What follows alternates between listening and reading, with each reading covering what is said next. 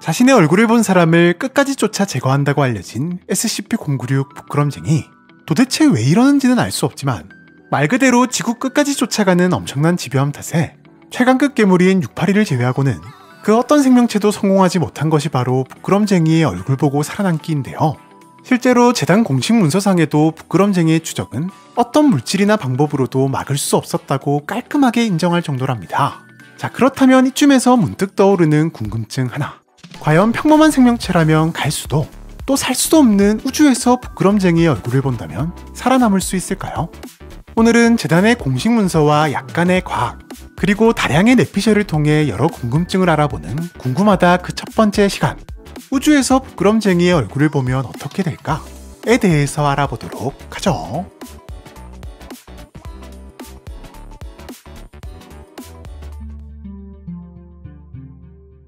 먼저 결론부터 말하자면 지구를 벗어난 우주에서 부끄럼쟁이의 얼굴을 본다면 당장에는 살 수 있을 가능성이 꽤나 높아 보입니다. 부끄럼쟁이가 우주에 있는 목격자를 쫓아가 제거하기 위해서는 크게 3단계의 과정이 필요한데요. 먼저 우주에 있는 목격자를 감지하고 우주로 이동한 다음 우주에서 살아남아 목격자를 제거하는 것이랍니다. 하지만 공식 문서에 묘사된 능력만으로는 부끄럼쟁이가 이 3단계의 과정을 해내는 것에 무리가 있어 보이기 때문인데요. 자, 그럼 먼저 목격자를 감지하는 것부터 보자고요. 일단 부끄럼쟁이는 지구 안이라면 거리나 장애물에 상관없이 누군가가 얼굴을 보는 즉시 정확하게 감지한다는 것이 여러 사건들로 인해 검증되어 있답니다. 실제로 무려 수백 킬로미터 떨어진 곳에 위치한 수십 킬로미터 이상의 심해에 있는 목격자에게도 최단 거리로 찾아간 것을 보면 말이죠. 물론 우주는 약 1000km의 대기권을 지나야 도달할 수 있는 공간이니만큼 너무 멀어서 감지가 힘들지 않을까? 라는 약간의 기대감도 생기긴 하지만 인간의 기술로도 우주와 지구 간의 통신이 가능하다는 점을 감안한다면 부끄럼쟁이 역시 우주에 있는 목격자를 감지하는 것 정도는 충분히 가능하리라 생각되는데요. 자, 그럼 일단 감지는 오케이. 다음은 부끄럼쟁이가 지구에서 우주로 가는 게 가능할까인데 이건 사실 큰 문제 없이 우주에 도달할 수 있을 것으로 보입니다. 왜냐? 부끄럼쟁이는 추적에 필요한 만큼 힘이면 힘, 스피드면 스피드, 그리고 헤엄 능력이나 점프 등 신체를 강화하는 능력이 있는 것으로 추정되기 때문이랍니다. 다만 문제는 우주까지 도달하는 방법이 비행 따위가 아닌 단순 무식한 점프일 가능성이 높다는 것인데 사실 부끄럼쟁이는 신체 강화하면 빼놓을 수 없는 682처럼 새로운 신체를 만들어내거나 새로운 능력이 생겨나는 것은 불가능한 것으로 보이기 때문인데요. 실제로 심해에 들어간 기록에서도 부끄럼쟁이에게 아감이나 물갈퀴가 생겼다는 기록은 확인되지 않으며 하늘 위에 헬기를 떨어뜨린 기록에서도 날개가 생겼다는 기록은 찾아볼 수 없답니다. 즉 부끄럼쟁이의 신체 강화는 새로운 신체나 능력이 생겨나는 것이 아닌 기존에 가지고 있던 신체 능력이 극한까지 강화된다고 보는 게 적절할 것 같은데요. 당연히 평범한 생명체라면 한 번의 도약으로 우주까지 도달한다는 것은 말도 안 되는 소리지만 수많은 공격을 받으면서도 오랜 시간 시속 수백 킬로미터로 달리는 것이 가능한 데다 상황에 맞게 신체가 극한으로 강화되는 부끄럼쟁이라면 우주를 향한 도약쯤은 충분히 해낼 수 있을 것으로 보인답니다. 혹시나 이 과정에서 지구가 멸망하지는 않을까 걱정하시는 분들이 계실 수도 있는데 부끄럼쟁이의 질량이 그리 크지 않기 때문에 땅이 파이거나 약간의 지진이 발생할 수는 있겠지만 지구가 멸망할 정도의 피해는 아닐 것이라 예상되니 너무 걱정은 마시고요. 자, 이제 우주로 가는 데까지도 성공을 한 부끄럼쟁이. 이제 우주에서의 추적만이 남아있는데 보통의 생명체라면 우주에 진입하는 순간부터 변화된 압력과 태양열, 그리고 산소 부족으로 인해 몇 분 내에 죽음에 이르게 되겠지만 깊은 심해의 압력도 맨몸으로 버틴 부끄럼쟁이에게 일기압의 압력 변화 정도는 큰 문제가 되지 않을 것이며 영하의 온도에서도 조금도 떨지 않는 것으로 보아 태양열도 신체를 손상시킬 뿐 생명에 직접적인 위협을 주기는 힘들어 보인답니다. 더군다나 탱크도 휴지처럼 찢어버리는 탄 한 수백 개를 맞고도 신체와 장기를 모두 잃었을 뿐 뼈만큼은 멀쩡히 살아 움직이는 부끄럼쟁이를 상대로는 말이죠. 마지막으로 산소 부족 역시 심해에서 오랜 시간 잠수를 하고도 멀쩡한 것으로 보아 역시나 가뿐히 이겨낼 것으로 보인다는 사실. 네, 점점 우주에 있는 목격자에게도 살 수 있는 희망은 없는 듯 보인답니다. 하지만 다행히도 부끄럼쟁이의 추적은 딱 여기까지. 부끄럼쟁이에게는 우주에서 자유롭게 움직일 방법이 없어 지속적인 추적이 불가능하기 때문인데요. 우주에서 원하는 방향으로 이동을 하기 위해서는 반작용의 힘을 만들어줄 추진장치가 반드시 필요한데 682처럼 신체 변형이 가능해 추진장치를 만들 수 있다면 모르겠지만 신체 변형이 아닌 신체 강화만 가능해 보이는 부끄럼쟁이는 그저 점프한 방향으로 무한히 날아가는 것밖에는 할 수 없답니다. 물론 부끄럼쟁이가 뛰어난 두뇌를 가지고 있어서 처음부터 날아가는 시간까지 정확히 계산해 점프를 했다면 또 모르겠지만, 박사들의 기록에 따르면 부끄럼쟁이는 지능이 없는 것으로 보인다고 할 정도. 그저 점프를 할 당시에 감지한 목격자의 위치로 도약을 했을 가능성이 높기 때문에 목격자를 놓치고 우주 미아가 될 가능성이 지극히 높은 것인데요.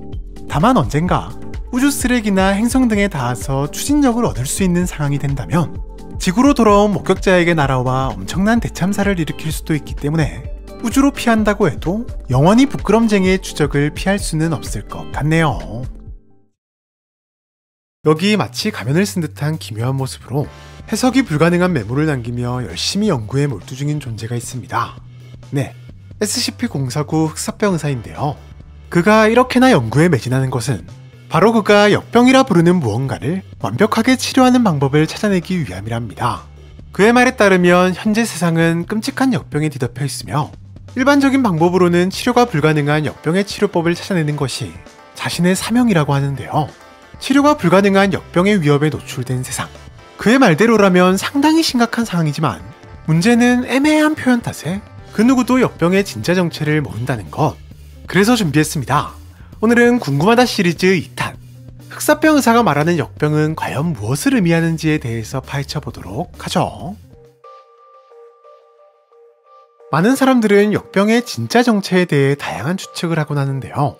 그도 그럴 것이 역병이라는 명칭과 달리 049는 어떠한 병의 증상도 보이지 않는 대상에게 역병에 걸렸다고 말하는가 하면, 대상이 역병에 걸렸다고 판단될 경우 무서울 정도로 태도가 덜 변해 일단 신체 접촉을 통해 대상의 목숨을 끊어버린 다음 흡사 좀비 같은 상태로 되살리는 단순히 병을 치료하는 것과는 거리가 먼 요상한 치료법을 보여주기 때문이랍니다. 이렇듯 역병은 일반적인 질병을 의미하는 게 아닐 가능성이 높아 보이다 보니 049가 말하는 역병은 다가온 죽음이다, 과도한 탐욕이다, 혹은 병에 대한 두려움이다 등등 역병의 진짜 의미를 두고 많은 추측들이 나올 수밖에 없는 것인데요. 특히나 그 중에서도 다가온 죽음은 많은 분들의 의견처럼 특징부터 치료법까지 049가 말하는 역병의 진짜 의미에 상당히 들어맞아 보이기도 한답니다. 하지만 의외로 049가 말하는 역병은 다가온 죽음보다는 단어 그대로의 역병을 의미할 가능성이 높아 보인다는 사실. 조금 더 자세히 말하자면 인간에게는 알려지지 않은 높은 전염성과 변이성을 가진 특별한 바이러스일 가능성이 높아 보이는데요.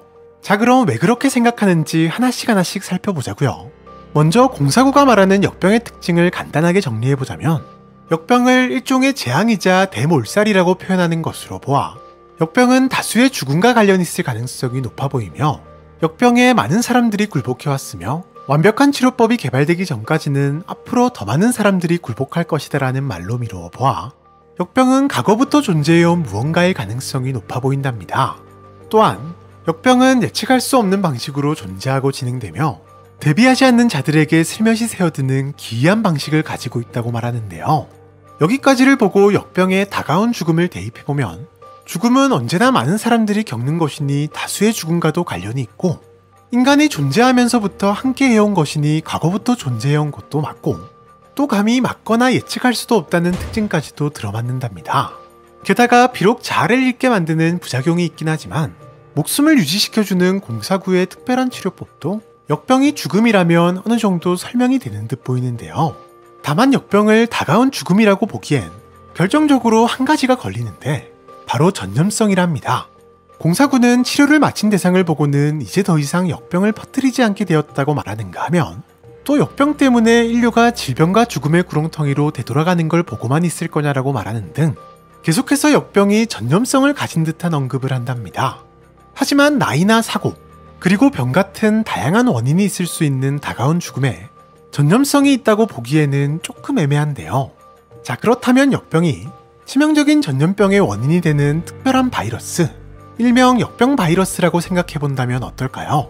이 바이러스는 인간의 기술로는 감염 여부는커녕 존재 유무조차 알지 못하는 바이러스로 그 자체로는 건강에 아무런 해도 끼치지 않지만 인간의 몸속에서 변이를 거쳐 역사적으로 수많은 사람들의 목숨을 앗아간 크고 작은 전염병의 형태가 되고 나서야 비로소 인간의 의학으로 발견할 수 있었던 것.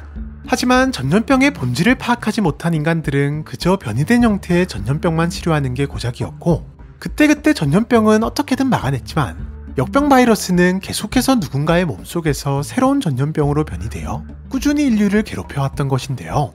네, 공사구가 말하는 역병은 먼 과거부터 존재해오면서 예측할 수 없는 변이를 통해 수많은 사람들의 목숨을 앗아간 진짜 역병 바이러스를 의미하는 것으로 보인답니다. 이에 공사구만큼은 전염병들의 근본적인 원인인 역병 바이러스를 꿰뚫어보고 치료하려 하지만 그조차도 부작용 없이 바이러스를 없애는 것은 불가능한 탓에 자아를 잃게 만드는 불완전한 치료밖에 할 수 없었던 것인데요. 그러고 보면 공사구가 누군가에게 역병이 감지되자마자 공격적인 태도로 치료하려 했던 이유나 사소한 실패보다는 눈앞에 펼쳐진 구원을 보라며 화를 냈던 이유도 행여나 역병 바이러스가 다른 사람에게 전염되거나 치명적인 전염병으로 변이되기 전에 없애버림으로써 인류를 보호하는 게 최우선이라고 생각했기 때문이 아닐까 싶기도 하답니다. 또한 공사구가 박사들에게 역병을 설명하면서 사람들은 뭐라고 부르더라 라며 마치 인간들도 역병에 대해 알고 있으며 부르는 명칭까지도 있지만 기억이 안 난다는 뉘앙스의 말을 했던 이유나 그 말을 들은 박사가 혹시 역병이 과거에 유행했던 전염병인 흑사병을 의미하냐고 물었을 때도 못 알아들었던 이유 역시 공사구 입장에서는 흑사병의 원인도 사스의 원인도 또 수많은 독감이나 이 시국의 원인까지도 결국 역병 바이러스 하나이지만 인간들은 그때그때마다 전부 다른 이름으로 부르다 보니 발생한 단순한 의사소통의 문제였던 것으로 보이는데요. 네, 이제 와서 보니 공사구가 역병을 두고 인간 세계에 존재하는 단 하나의 질병이라고 말했던 것과 자신의 치료법을 두고는 모든 치료법을 쓸모없게 만들 치료법이라고 자신했던 것도 어쩌면 역병의 특성을 있는 그대로 가장 잘 설명한 것이 아니었나 싶네요. 지난 영상에서 알아보았던 부끄럼쟁이의 우주여행 이야기, 어디든 쫓아오는 부끄럼쟁이 능력의 한계가 어디까지일지 많은 분들이 궁금해하셨는데요. 그런데 이 궁금증 못지않게 많은 분들이 궁금해하는 부끄럼쟁이에 대한 또 하나의 궁금증이 있었으니 바로 누구든 자신의 얼굴을 보면 참지 않고 제거해버리는 부끄럼쟁이가 자신의 얼굴을 본다면 어떤 반응을 보일까인데요. 오늘은 부끄럼쟁이는 거울을 보면 어떻게 될까에 대해서 알아보도록 하죠. 자신의 모습을 있는 그대로 비춰 보여주는 거울. 거울을 통해 자신의 얼굴을 가감없이 본 부끄럼쟁이의 반응에 대해 많은 분들이 다양하고 재미난 추측을 남겨주셨는데요. 먼저 공구륙의 특성만 놓고 보자면 자신의 얼굴을 본 자신을 공격할 것 같기도 하고, 또 얼굴을 본 대상이 다른 사람이 아닌 자신이니 아무런 반응이 없을 것 같기도 하고, 그것도 아니면 스스로의 얼굴에 놀라 거울을 깨버리거나 대부분의 사람들이 그렇듯 자신의 얼굴에 감탄을 할 것 같기도 한데요. 특히 자신의 얼굴을 본 존재는 제거해야 직성이 풀리는 공구륙이 자신조차도 제거 대상으로 인식해 스스로를 공격한다면 어쩌면 재단조차 진지하게 제거를 고민하고 있는 공구륙을 손쉽게 제거시킬 기가 막힌 방법이 될 수도 있으며 하다못해 자해와 회복을 반복하게 만들어 보다 안전하게 격리시킬 수도 있을 것 같은 기대감이 생기기도 한답니다. 하지만 아쉽게도 결론부터 말하자면 이런 일은 발생하지 않을 것 같습니다. 왜냐? 공식 문서상에 묘사된 공구륙의 특징과 행동을 보면 녀석이 스스로를 제거 대상으로 인식할 가능성은 지극히 낮아 보이기 때문인데요. 가장 먼저 신체적 특징을 보면 사진을 통해 공구륙의 모습을 본 D계급은 녀석의 눈알이 유독 하얗다고 말하고 있는데, 물론 전체적으로 색소가 부족한 신체를 가지고 있는 공구륙의 특성상 멜라닌 색소가 부족한 탓이라 생각할 수도 있겠지만, 보통 멜라닌 색소가 부족한 경우에는 눈동자 색이 회색이나 파란색 혹은 빨간색인 경우가 대부분이라는 사실. 즉, 공구륙의 눈동자가 하얀색인 이유는 색소 부족보다는 심각하게 진행된 백내장 때문일 가능성을 생각해 볼 수 있는데, 치료가 그리 어렵지 않다고는 하나 적절한 치료가 이루어지지 않으면 실명까지 진행될 수 있는 백내장이다 보니 어쩌면 공구륙은 한 치 앞도 볼 수 없는 상태일 수도 있답니다. 네, 아무리 바로 앞에 거울이 있어도 자신의 얼굴을 못 보기 때문에 아무런 반응을 보이지 않을 가능성이 높아 보이는데요. 물론 아직까지 시야의 존재 유무가 공식적으로는 확인되지 않은 상태다 보니 확신할 수는 없는 상황. 하지만 눈이 실명된 상태가 아니라 할지라도 공구륙이 보여준 행동 패턴 자체도 스스로를 제거 대상으로 인식한다고 보기엔 다소 무리가 있을 것 같습니다.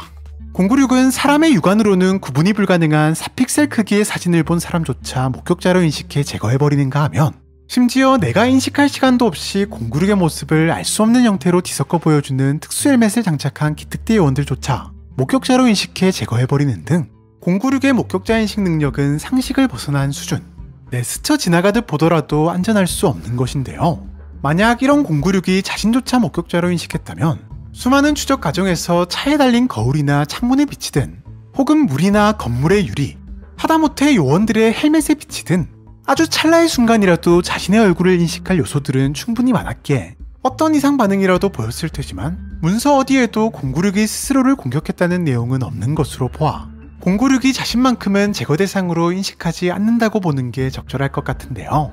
여담으로 096이 자신을 보고도 공격하지 않는 이유를 조심스레 예측해본다면 아마도 생존 본능 때문이 아닐까 싶습니다. 사실 096의 얼굴을 보고도 살아남은 존재가 있는데 여러분들도 잘 아시다시피 바로 682 녀석인데요. 네, 얼굴을 본 대상을 반드시 제거한다는 096의 변칙성에 예외가 생길 수도 있다는 것을 보여준 경우인데 한참을 비명을 지르고 싸우다가 심각한 부상을 당한 채 682에 대한 공격을 멈추거나 다시 만났을 때도 오히려 자신의 얼굴을 핥히며 682에게서 도망치는 등 자신의 힘으로 어찌할 수 없는 상대 혹은 오히려 자신의 생명이 위협당할 수 있는 상대 앞에서는 다소 낯선 약한 모습을 보여주곤 했답니다. 즉, 아무리 지능이 없어 보이는 096일지라도 생명체가 기본적으로 가지는 생존 본능을 가지고 있으며 이것이 얼굴을 본 대상을 제거하는 변칙성보다 우선순위에 있을 가능성이 높아 보이기 때문에 096이 생존 본능을 무시하면서까지 스스로를 제거하는 일은 없을 것 같아 보이는데요.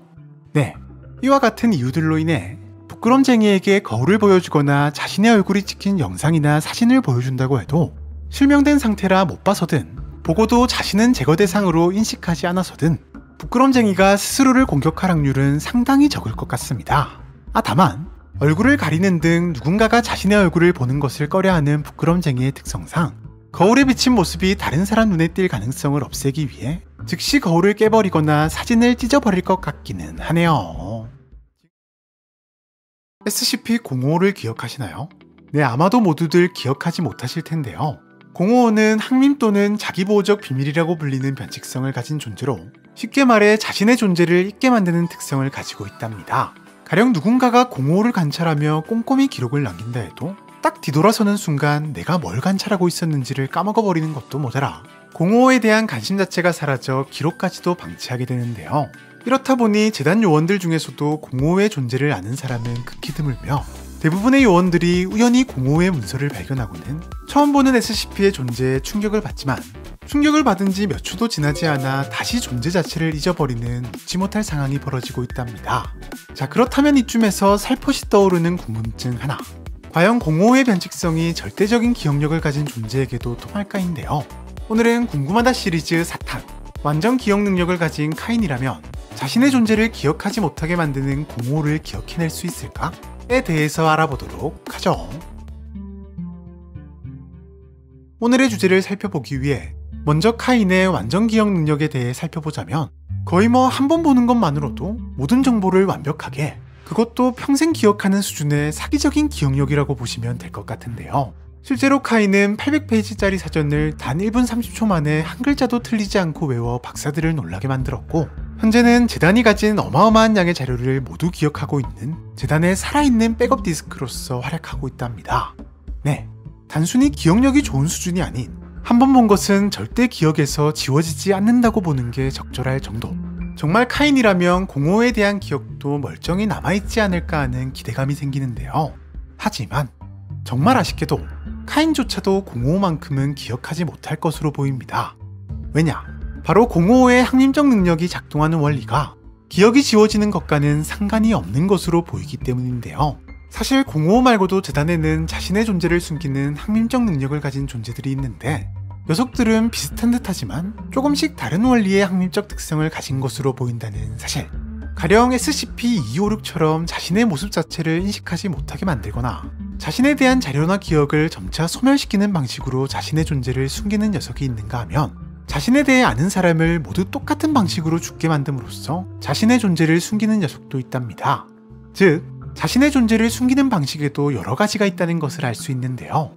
그렇다면 055는 어떨까요? 먼저 공식 문서에 따르면 055에 대한 연구로 이어지지 않을 뿐 자료 자체는 넘쳐난다고 말하는데 즉 055에게는 자신에 대한 자료 자체를 소멸시키는 능력은 없는 것으로 보인답니다. 이에 인간의 기억 역시 자료의 일부라고 본다면 어쩌면 기억도 소멸되지 않을 가능성이 있어 보이는데요.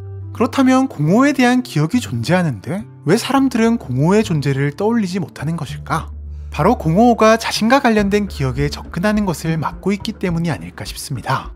실제로 공허는 동그랗지 않다라는 명언을 남긴 실험을 담당했던 박사는 공허가 무엇이 아닌가라는 접근을 통해 기억 속에서 공허에 대한 정보를 추론해내는 것은 가능해 보인다고 말했는데, 만약 공허에 대한 기억이 완전히 지워진 상태라면 존재하지 않는 기억에 간접적으로 접근한다는 것 자체가 불가능할 것인데요. 하지만 직접적인 접근이 막혀 있을 뿐 기억은 분명히 존재하고 있기 때문에 편법을 이용한 간접적인 접근이 가능했던 것으로 보인답니다. 네, 아마도 평범한 사람들의 기억 어딘가에도 공허에 대한 기억은 지워지지 않고 남아있지만 공허의 변칙성으로 인해 기억에 접근하는 것이 불가능해 마치 기억이 지워진 것처럼 느껴진 게 아닐까 싶은데요. 즉, 공허에 대한 기억의 존재 유무와 공허의 기억을 떠올리는 것은 완전히 다른 문제. 아무리 카인이 지워지지 않는 기억력으로 공허에 대한 완벽한 기억을 가지고 있다고 하더라도 공허의 변칙성을 뚫고 기억에 접근하는 특별한 힘이 없다면 카인 역시 공허의 존재를 기억해내지 못할 것으로 보이며, 오히려 공허가 아니라 자신과 관련된 자료와 기억을 지우는 방식의 학문적 능력을 가진 256이라면 보통 사람과 달리 지워지지 않는 기억력을 가진 카인이 또렷하게 기억해낼 수 있을 것 같네요. 지난 영상들에서 알아보았던 부끄럼쟁이에 관한 궁금증 2가지, 우주로 도망감으로써 부끄럼쟁이의 추적에서 벗어날 수 있을 것인가와 거울을 이용해 부끄럼쟁이를 스스로 파멸시킬 수 있을 것인가에 대해서 파헤쳐보았는데요. 하지만 아쉽게도 결과는 모두 다 실패할 것으로 예상되었답니다. 이에 많은 분들이 추가적으로 부끄럼쟁이에 대한 다양하고 참신한 궁금증들을 남겨주셨는데요. 오늘은 그 중에서도 가장 많은 분들이 남겨주신 궁금증인 부끄럼쟁이의 얼굴을 본 사람이 녀석이 도착하기 전에 죽으면 어떻게 될까에 대해서 파헤쳐 보도록 하죠. 여러분들도 잘 아시다시피 부끄럼쟁이가 목격자를 추적하기까지는 몇 가지 준비 과정을 필수적으로 거치는데요. 누군가 자신의 얼굴을 봤다고 해서 곧바로 추적을 시작하는 게 아니라 목격을 인식하는 순간부터 녀석은 목격자의 위치를 파악하는 과정인 것인지, 마치 괴로워하듯 손으로 얼굴을 가리고 엄청난 비명소리를 내지르기 시작하며 도무지 알아들을 수 없는 말을 1, 2분 동안 중얼거린 후에야 추적을 시작한답니다. 게다가 순간이동 같은 게 아닌 오로지 순수 신체 능력으로만 추적을 하다 보니 의외로 부끄럼쟁이의 추적에는 어느 정도 시간이 걸릴 수밖에 없는데요. 자, 그렇다면 과연 부끄럼쟁이가 도착하기 전에 어떤 이유로든 목격자가 목숨을 잃는다면 녀석은 어떤 반응을 보일까요? 그냥 딱 떠오르는 생각으로는 목격자가 죽은지도 모른 채 계속해서 추적을 이어나갈 것 같기도 하고, 또 한편으로는 자신의 손으로 처리하기 위해 쫓던 목격자의 죽음을 감지한 녀석이 당황함을 느끼며 추적을 멈출 것 같기도 한데요. 이때 만약 추적을 멈추게 만드는 게 가능하다면 목격자에게는 조금 미안한 일이지만 얼굴을 본 이상 어차피 부끄럼쟁이에게서 도망칠 방법은 없으니 그냥 빨리 제거해버림으로써 추적 과정에서 발생할 수 있는 추가적인 피해라도 줄이는 게 현명한 방법 같기도 하답니다. 하지만 아쉽게도 기발해 보이는 이 방법은 실제로는 전혀 도움이 되지 않을 가능성이 높아 보이는데요. 사실 이번 궁금증에 대한 단서는 공식 문서에도 꽤나 정확하게 나와 있는데 데이터 말소 처리되어 있어서 정확히는 알 수 없지만, 부끄럼쟁이는 어떤 경우에라도 조금의 흔적도 남기지 않고 목격자를 제거하며 그렇게 제거하고 나서야 현자 타임을 느끼듯 얌전해진다는 것. 네, 도구나 특별한 능력도 사용하지 않는 녀석이 사람을 흔적도 없이 제거하는 방법에 대해서는 수많은 추측들이 난무하고 있지만, 어쨌거나 중요한 것은 부끄럼쟁이의 목표는 단순히 목격자의 목숨을 앗아가는 게 아닌 세상에서 완벽하게 제거하는 것이라는 점이랍니다. 즉, 녀석에게 중요한 것은 목격자의 생존 유무가 아닌 존재 유무라는 것. 이렇다 보니 부끄럼쟁이가 도착하기 전에 설사 목격자를 죽인다고 할지라도 녀석은 여전히 목격자가 세상에 남아있다고 인식해 조금의 동요도 없이 추적을 이어나갈 가능성이 높아 보이는데요. 반면 녀석이 도착하기 전에 단순히 목숨만 끊는 게 아니라 목격자를 흔적도 남기지 않고 처리하는 게 가능하다면 갑자기 목격자가 사라졌다는 것에 꽤나 당황하는 모습을 보이긴 하겠지만 그 자리에서 추적을 멈추고 온순하게 앉아있을 것으로 예상되는 바, 녀석의 추적을 멈추게 하는 방법으로는 상당히 유용할 것 같네요. 재단이 인정한 파괴 불가의 존재. 하지만 가능하다면 그 어떤 존재보다 빠르게 제거해야 하는 존재. 네, 바로 SCP-68이 죽일 수 없는 파충류인데요. 강력한 신체 능력도 능력이지만 어떤 자극에든 적응하는 신체 때문에 정말 수많은 방법으로 제거를 시도했음에도 모두 다 깔끔하게 실패한 녀석이랍니다. 자, 그런데 이 녀석을 보고 있노라면 자연스레 생기는 의문점이 있으니 이렇게 어마어마한 신체 능력과 회복력, 그리고 새로운 능력들이 생겨나는 녀석을 격리하고 있는 방법인데요. 오늘은 궁금하다 6번째 이야기, 끊임없이 적응하는 682를 어떻게 염산으로 격리할 수 있는 걸까에 대해서 파헤쳐 보도록 하죠. 재단은 과연 한시도 가만히 있지 않는 682를 어떻게 격리하고 있을까? 공식 문서에 따르면 현재 녀석은 25cm의 강한 내산성 강판으로 둘러싸인 5m 크기의 정육면체 격리실에 있으며 이곳은 염산으로 가득 차 있다고 하는데요. 네, 염산을 이용해 682를 지속적으로 부식시킴으로써 힘을 빼놓겠다, 이런 의도의 격리 절차로 보이는데, 지금까지 녀석이 보여준 전적들로 봐서는 아니 고작 염산으로 격리가 가능하다고? 라는 생각이 절로 드는 게 사실이랍니다. 그도 그럴 것이 상황에 적응해 새로운 신체를 만들어내는 것은 기본, 과학적으로 설명할 수 없는 각종 SCP들의 변칙성에 마저 적응해 원리를 알 수 없는 면역력을 가지는 말 그대로 미친 적응력을 보여줬기 때문인데요. 그런데 다른 것도 아니고 염산이라니, 정확히 어느 정도 세기의 염산인지는 알 수 없지만 인간조차도 어지간한 방호복만 있으면 대비가 가능한 염산에 적응하지 못해 무기력하게 갇혀있다는 것이 조금은 의아한 것이 사실. 게다가 공식 문서에도 정확한 이유는 나와있지 않답니다. 하지만 사실 이는 682의 특별한 신체 특성을 고려한 기가 막힌 격리 방법의 가능성이 높아 보이는데요. 결론부터 말하자면 682가 염산에 적응하지 못하고 얌전히 격리되고 있는 이유는 바로 염산이 주는 자극이 682의 적응력 역치에 도달하지 못하기 때문이 아닌가 싶습니다. 여기서 역치란 신체가 자극을 느끼거나 어떤 반응을 일으키기 위해 필요한 최소한의 에너지 값을 이야기하는데, 쉽게 말해 우리가 공기 중에 떠다니며 몸에 닿는 미세한 먼지를 전부 느낄 수 있다면 상당히 피곤한 1리터 때문에 일정 크기 이상의 자극만 느끼고 반응하는 것이랍니다. 네, 682 역시 적응 능력이 발동되기 위해서는 역치 이상의 자극, 가령 일정 크기 이상의 충격이나 공포 같은 자극이 필요할 가능성이 높다는 것. 실제로 몇몇 제거 실험 기록들을 살펴보면 초콜릿 분수와 곰벤저스를 상대로 길고 끈적한 혓바닥을 만들어냈을 때도, 또 전염성 결정체의 변칙성에 완벽한 면역력을 가졌을 때도 꽤 강력한 피해를 입고 난 후에야 특유의 적응력이 발동되었다는 사실. 그리고 특히나 땅콩이를 상대했을 때는 땅콩이를 보자마자 변칙성을 알고 있는 듯한 모습을 보였음에도 바로 적응 능력을 사용한 것이 아닌 꽤 강력한 공격을 받고 난 후에야 여러 개의 방탄눈을 만들어냈는데요.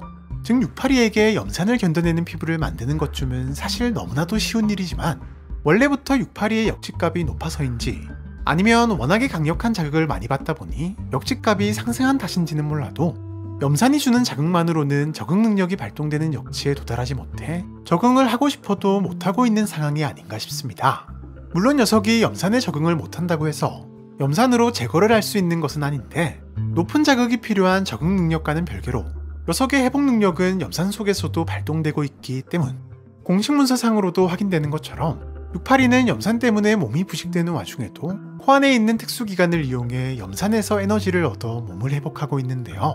즉 염산으로는 제거는커녕 큰 피해를 주기도 힘들지만 적어도 회복하는데 에너지를 지속적으로 소모하게 만들어 기특대와의 전투 혹은 탈출에 필요한 에너지를 비축하지 못하게 만드는 게 현재 682 격리 방법의 핵심인 것으로 보인답니다.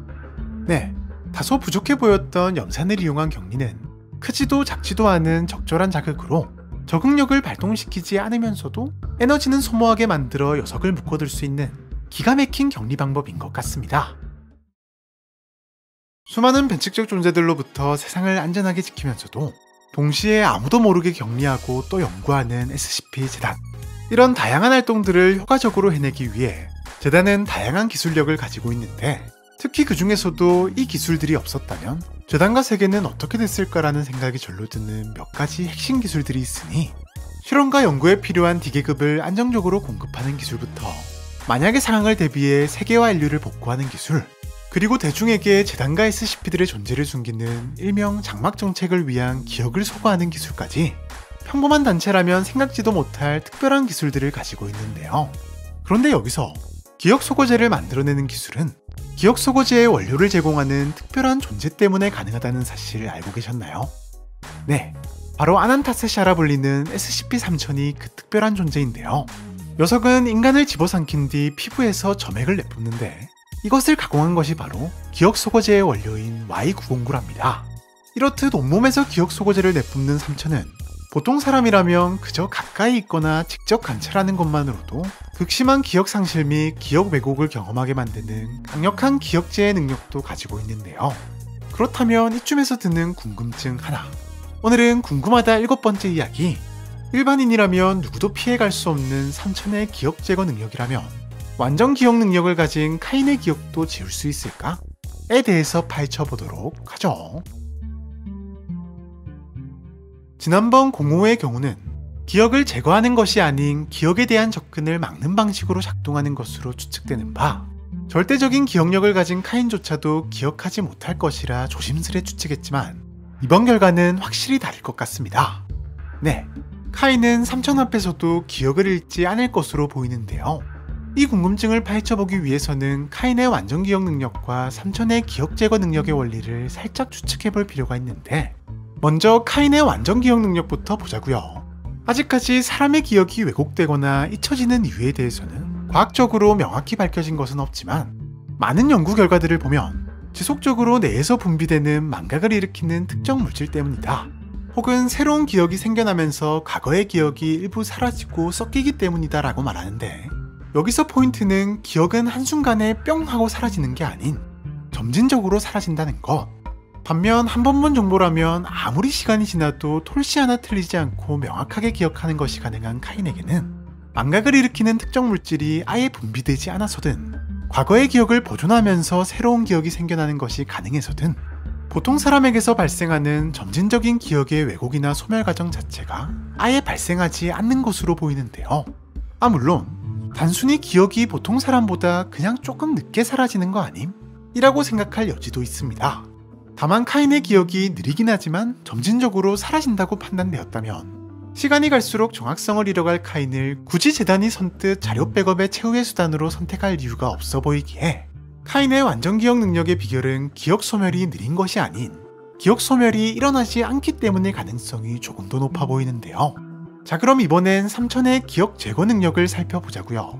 먼저 삼천에게 당한 사람들은 공통적으로 작은 혼란을 시작으로 기억의 순서가 마구잡이로 뒤섞이기 시작하며 곧이어 부분적인 기억 상실과 함께 기억 전체가 서서히 옅어져가는 현상을 겪는답니다.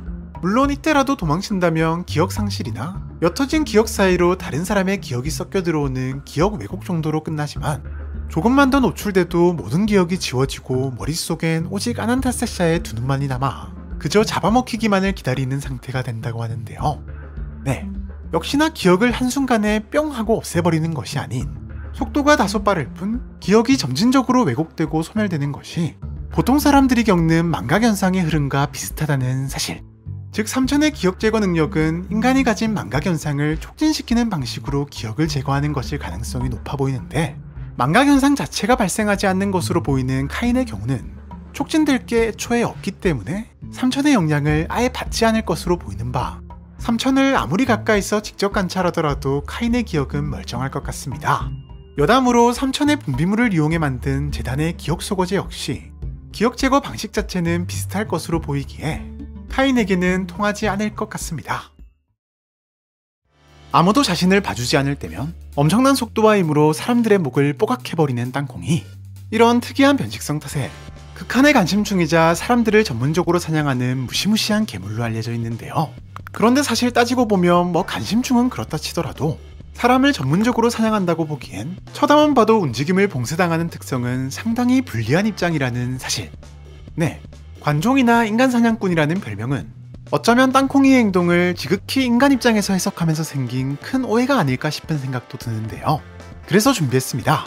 오늘은 궁금하다 8번째 이야기, 땅콩이는 왜 사람들의 목을 꺾고 다니는 것인지 땅콩이의 입장에서 한번 파헤쳐보도록 하죠.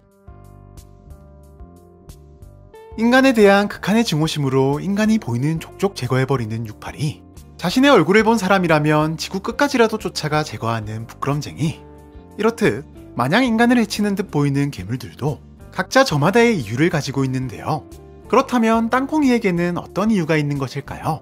사실 공식 문서상으로는 적대적이라는 정보만 적혀 있을 뿐 땅콩이가 인간을 공격하는 이유에 대해서는 어떠한 정보도 찾아볼 수 없답니다.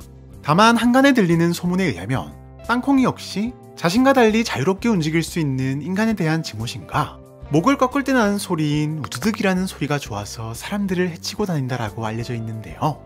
그런데 땅콩이가 정말 인간을 증오하고 인간 사냥을 즐긴다고 보기엔 다소 의문이 생기는 행동이 있습니다. 바로 격리실로 나간 지 얼마 되지 않은 디기급들을 너무나도 순순히 보내준다는 것. 보통 청소를 끝낸 디기급들은 2명이 땅콩이를 응시할 동안 1명이 문을 닫고 잠근 후 다 같이 격리실을 떠나는데, 이렇듯 눈앞에서 무려 3명의 사냥감을 놓쳤음에도 녀석은 추적을 하려는 모습을 전혀 보이지 않는데요.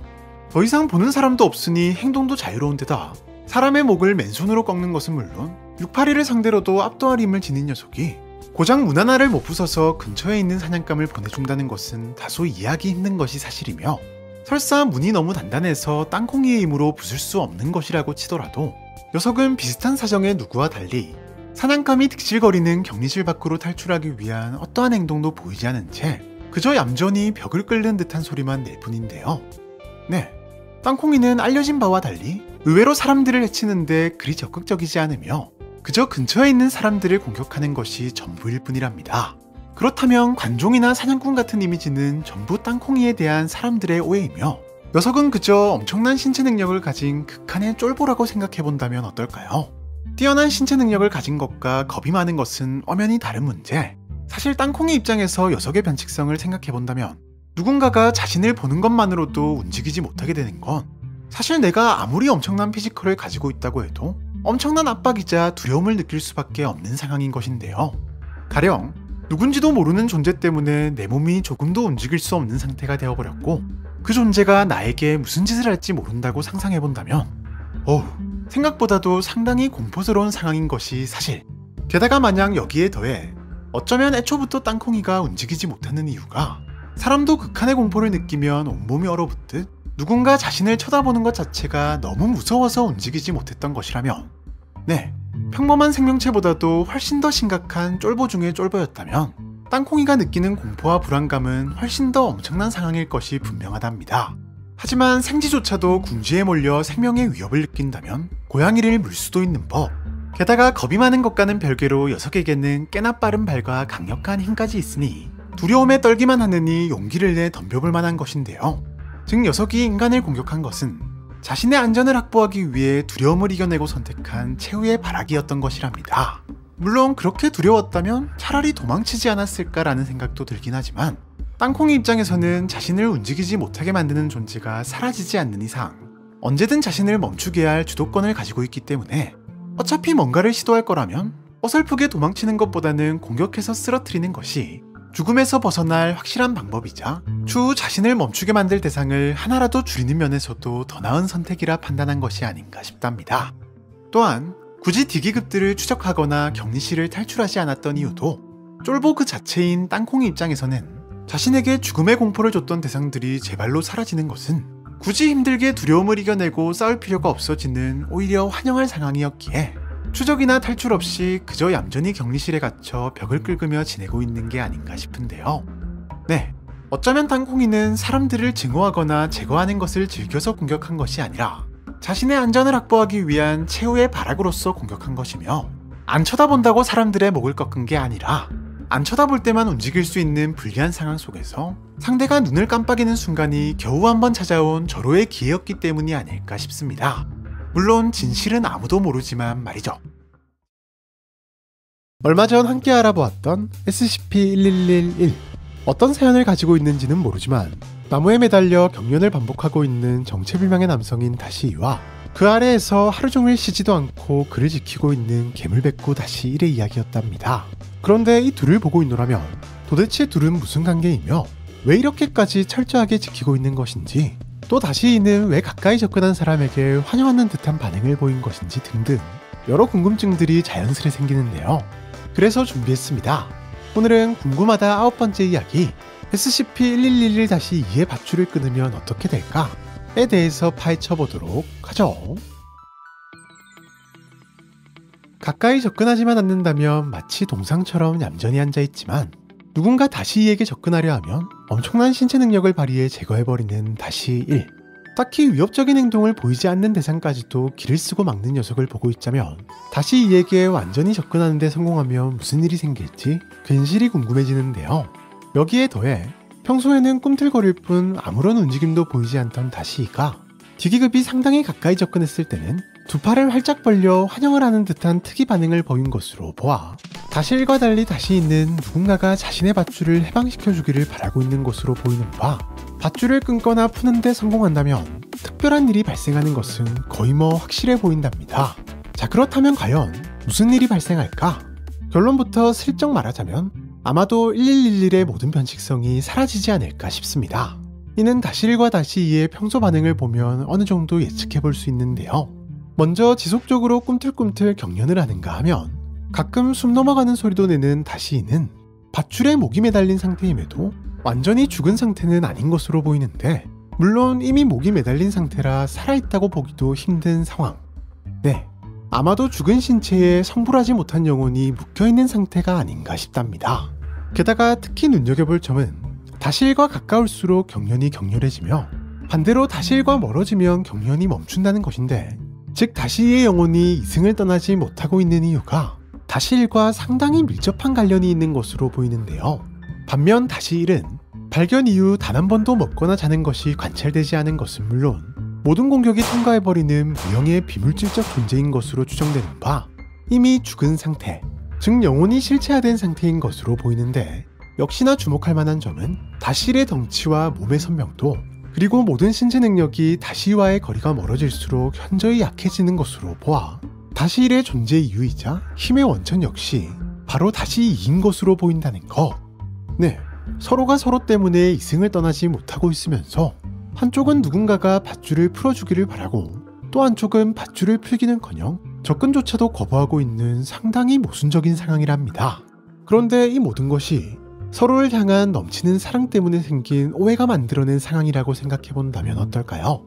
이게 무슨 말인고 하니, 지난 영상에서 살짝 언급했듯 둘은 주인과 충경관계인 것으로 보이는데, 가령 어느 날 다시일이 알 수 없는 이유로 스스로 목숨을 끊는 선택을 했지만 이를 미처 알아채지 못한 다시이는 다시일이 그저 깊은 잠에 빠진 것 정도로 여겨 무방비 상태의 다시일을 오랜 시간 묵묵히 지켜왔고, 결국 긴 시간이 지나 다시일에게도 죽음의 순간이 찾아왔지만 다시일의 넘치는 충성심은 죽음조차도 막을 수 없어 오히려 영혼의 실체화와 초월적인 신체 능력이라는 변칙성을 가지게 된 것. 반면 다시이는 그런 다시일의 모습을 보고 차마 혼자서 이승을 떠날 수 없었지만, 그렇다고 다시일에게 자신의 목소리를 전할 수 있는 상황도 아니었기에 사실상 그가 할 수 있는 일은 아무것도 없었답니다.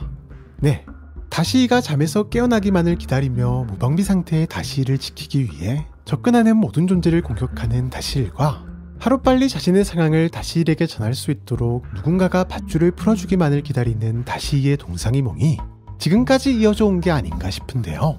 그리고 이게 맞다면 어떤 방법으로든 다시이의 밧줄을 끊어줄 수 있다면, 가령 가까이 접근하는 것은 다시일 때문에 힘드니 총을 이용해 밧줄을 끊어준다면 비로소 다시이가 다시일에게 미안함과 고마움을 전할 수 있게 되면서 두 녀석 모두 편안하게 이승을 떠날 수 있지 않을까요?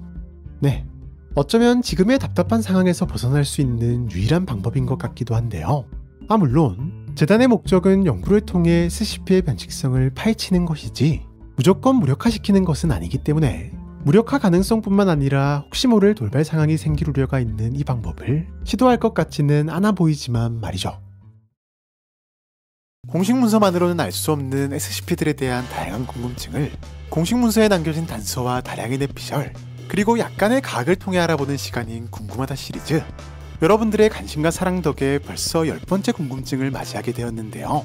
그래서 준비했습니다. 오늘은 궁금하다 시리즈 10탄을 맞이해 시청자 여러분들이 가장 많이 신청해주신 주제인 부끄럼쟁이의 얼굴을 본 사람이 다른 차원이나 우주로 도망간다면 살 수 있을까? 에 대해서 알아보도록 하죠. 9탄에 걸쳐 다양한 개체들에 대한 궁금증을 파헤쳐보았지만 그 중에서도 궁금하다 시리즈 최다 출연자를 꼽자면 단연 부끄럼쟁이인데요. 얼굴을 본 대상은 어디에 있든 쫓아가 무조건 제거한다는 무시무시한 특성 때문에 녀석에게서 도망칠 방법이나 녀석을 아예 제거하는 방법에 대해 다양한 방법으로 고민을 해보았지만 아쉽게도 모두 다 성공할 가능성은 없어 보였답니다. 다만 지금까지 고민해본 방법들은 어쨌거나 지구를 벗어나지 않거나 기껏해야 지구를 벗어나 우주로 도망치는 방법 정도였다는 사실. 자, 그렇다면 조금 스케일을 키워서 아예 다른 우주나 차원으로 도망간다면 어떨까요? 네, 흔히 말하는 평행우주의 또 다른 지구로 말이죠. 사실 SCP 세계관에서 다른 우주나 차원으로 이동하는 것은 차원 이동이 가능한 다양한 SCP들 덕에 그다지 어려운 것이 아닌데다 실제로 어느 정도의 운만 따라준다면 이 방법을 이용해 충분히 부끄럼쟁이에게서 도망칠 수 있을 것으로 보이는데요.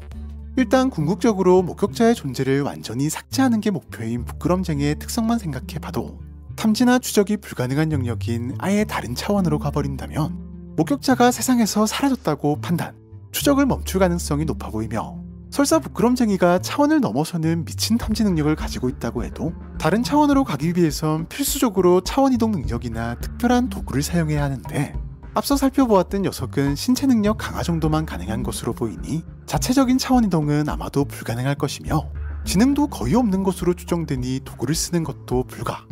네, 사실상 부끄럼쟁이가 다른 우주까지 쫓아갈 방법이 없는 것인데요. 물론 이 방법은 원래 우주의 부끄럼쟁이에게서만 도망친다고 끝나는 것은 아닌데 더 중요한 문제가 남아있기 때문 바로 내가 도착한 평행우주에 있을 수도 있는 부끄럼쟁이랍니다. 네, 다른 우주에도 부끄럼쟁이가 충분히 존재할 수 있는 것. 실제로 재단이 발견한 몇몇 우주에는 똑같이 차원이동 능력을 가진 507이나 똑같이 골칫덩어리 취급당하고 있는 것으로 보이는 682 등 똑같은 변칙성을 가진 똑같은 SCP가 있다는 것이 확인되기도 했는데요. 다만 이건 어떤 우주로 이동하느냐, 즉 전적으로 확률의 문제인데 수많은 우주 중에는 우리가 사는 우주와 완전히 똑같은 환경을 가진 우주도 있는가 하면 또 완전히 다른 환경을 가진 곳도 있기 때문이랍니다.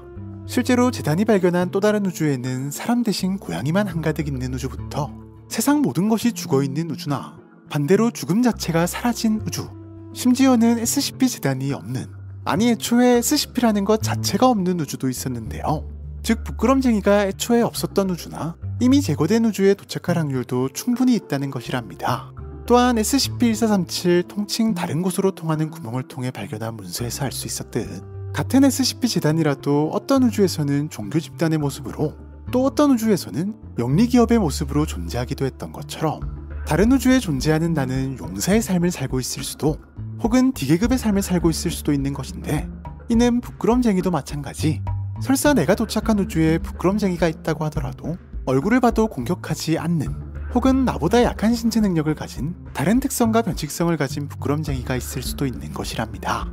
뿐만 아니라 지극히 개인적인 의견이긴 하지만 평행우주 이론상 아무리 똑같은 모습과 능력을 가졌다고 해도 다른 우주의 나는 엄연히 나와는 다른 존재이며 시간이동과 달리 서로 영향을 주고받는 것도 아니기 때문에 설사 도착한 우주에 똑같은 변칙성과 신체 능력을 가진 부끄럼쟁이가 있다고 하더라도 원래 우주에서 부끄럼쟁이의 얼굴을 본 것이 해당 우주의 부끄럼쟁이에게까지 영향을 끼친다고 보기는 힘들어 보인다는 사실. 네, 부끄럼쟁이의 얼굴을 봤다고 모든 걸 포기한 채 그냥 지구에만 있는 것보다는 그나마 살 가능성이 있어 보이는 다른 우주로 도망이라도 쳐보는 게 더 나은 선택이 될 수도 있을 것 같은데요. 물론 아무리 우주간 이동을 한다고 한들 원래 우주의 부끄럼쟁이를 봤다는 사실 자체가 사라질 리는 없기 때문에 원래 우주로 돌아오는 순간 부끄럼쟁이의 추적은 다시 시작될 것으로 보이는 바 영원히 다른 우주에서 살아갈 각오 정도는 해야 할 것 같네요. 여러분, 부끄럼쟁이의 추적을 피하면서 녀석의 얼굴을 보는 방법을 알고 계신가요? 네, 맞습니다. 바로 그림을 통해서 보는 방법인데요. 이 사실은 실제로 공식 문서에도 명확히 나와 있는 100% 안전한 방법이랍니다. 그렇다면 이쯤에서 드는 의문점 하나. 왜 사진은 안 되고 그림은 되는 걸까? 그래서 준비했습니다. 오늘은 궁금하다 11번째 이야기, 부끄럼쟁이를 그림으로 보면 안전한 이유에 대해서 파헤쳐 보도록 하죠. 과거 부끄럼쟁이와 관련해 재단의 모든 박사들을 충격에 빠뜨린 사건이 있었는데요. 네, 여러분들도 잘 알고 계시는 사픽셀 사건. 어느 날 갑자기 격리시설을 파괴하고 어디론가 뛰쳐나간 공구륙을 뒤쫓은 요원들은 한 등산가를 제거하고 앉아있는 녀석을 발견한답니다. 하지만 문제는 아무리 찾아도 공구륙의 얼굴이 찍힌 무언가를 발견할 수 없었다는 것. 물론 그리 오래 지나지 않아 재단 박사가 공구륙에게 대항하기 위해 발명한 최첨단 기기인 스크램블 기어가 녀석의 얼굴을 포착해 작동했는데 그 위치는 다름 아닌 사진 속 점 하나. 그리고 곧바로 출동했던 기특대마저 녀석에게 몰살당하고 말았답니다. 네, 공구르기의 변칙성은 사람의 눈으로는 뭘 봤는지도 모를 만큼 작은 크기의 사진을 봤을 때도, 또 스크램블 기어가 작동하기 전 너무 빨라 내조차 인식하지 못할 정도의 찰나의 순간만 봤을 때도 발동한 것인데요. 이렇듯 사진에 대해서는 가히 상상을 초월하는 수준의 민감함을 자랑한답니다. 자, 그렇다면 도대체 왜 똑같은 얼굴인데도 그림에는 반응하지 않는 걸까? 그건 아마도 어떤 그림도 완벽한 부끄럼쟁이의 얼굴은 아니기 때문이 아닐까 싶은데요. 이게 무슨 말인고 하니, 그림과 사진 모두 물체의 정지된 모습을 남긴다는 점은 동일하지만 큰 차이가 하나 있는데, 바로 사진은 대상의 모습을 완벽히 있는 그대로 남기는 반면 그림은 그리는 사람의 성향이 어떤 식으로든 포함된다는 것. 가령 똑같은 물체를 여러 사람이 동시에 그리더라도 사람마다 결과물이 조금씩은 다를 수밖에 없는데, 이는 대상의 모습에 대한 작가의 해석과 상상력, 그리고 그림 실력이나 표현 방식의 차이 등 여러 요소의 영향을 받아 그림이 완성되기 때문인데요. 이 때문에 그림으로 그려진 부끄럼쟁이의 모습은 정도의 차이가 있을 뿐 실제 모습이 왜곡된 모습, 즉 엄밀히 말해 부끄럼쟁이를 닮은 무언가의 모습일 뿐 완벽한 부끄럼쟁이의 모습이라고 보기는 힘들기 때문에 녀석이 반응하지 않는 게 아닐까 싶답니다. 물론 그렇다면 그림인지 사진인지 구분이 안 될 정도로 있는 그대로의 모습을 완벽히 묘사해내는 극사실주의 화풍으로 그려낸 부끄럼쟁이의 그림에는 녀석이 어떻게 반응할까? 라는 궁금증이 떠오르는 분들도 계실 텐데, 아쉽게도 부끄럼쟁이를 극사실주의로 그리는 것은 현실적으로 불가능할 가능성이 높다는 사실. 엄청난 속도로 목격자를 쫓다 보니 녀석의 얼굴을 그리는데 주어지는 시간은 짧은 반면, 극사실주의 그림은 아무리 전문가라 하더라도 완성하는데 꽤 많은 시간이 소요되기 때문인데요. 네, 그림만으로는 녀석의 완벽한 얼굴을 확인하기 어렵기에 그만큼 안전한 것으로 보인답니다. 다만 어렵긴 하지만 녀석의 사진을 보고도 안전할 수 있는 방법이 있는 것으로 보이는데, 바로 공구르기 얼굴을 정확한 초점으로 보지 않는 것.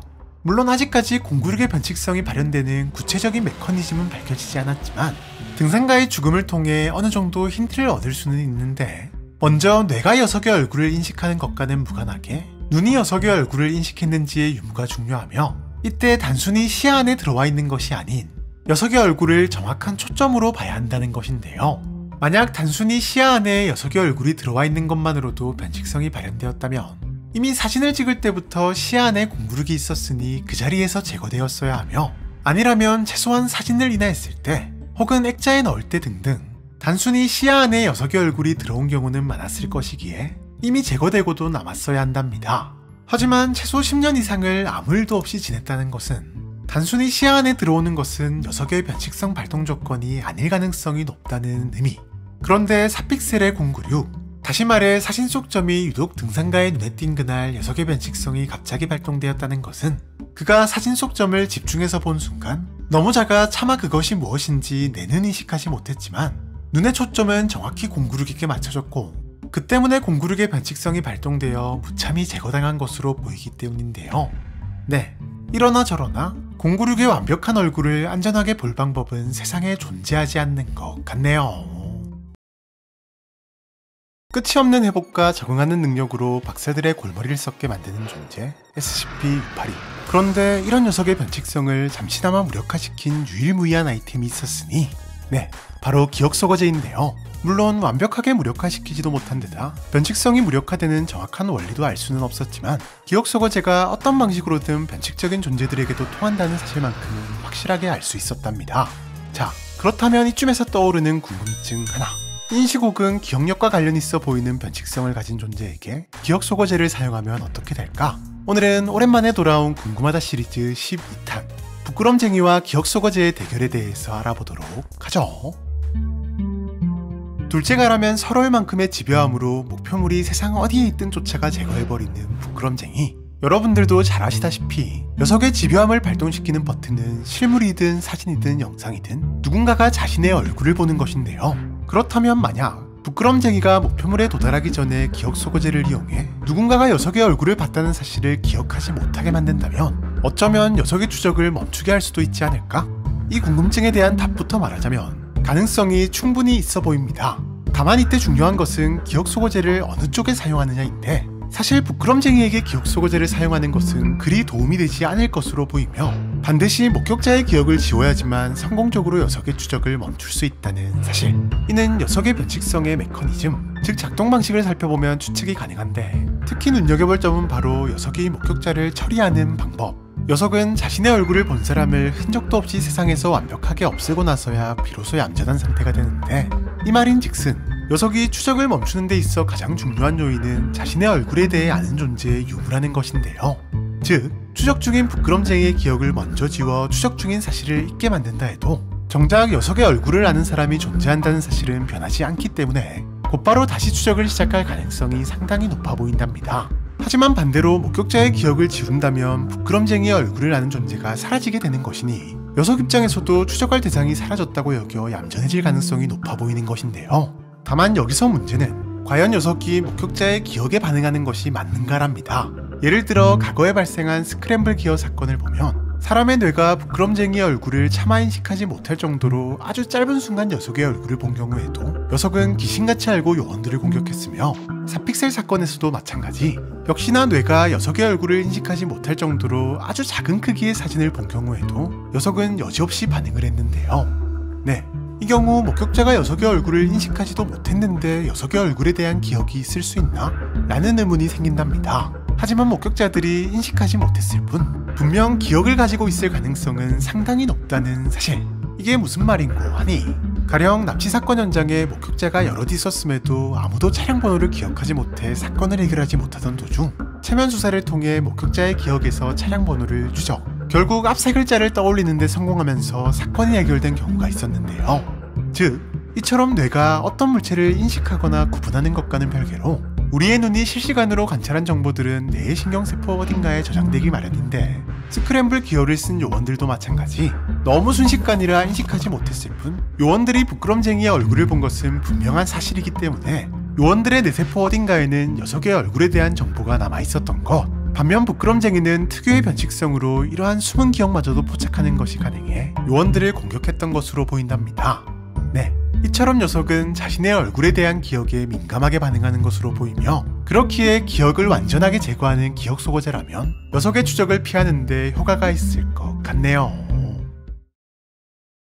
지난 영상에서 알아보았던 골 때리는 격리 절차를 가진 3개의 개체. 하지만 그 중에서도 단연 눈에 들어오는 건 SCP-2845 사슴의 격리 절차였는데요.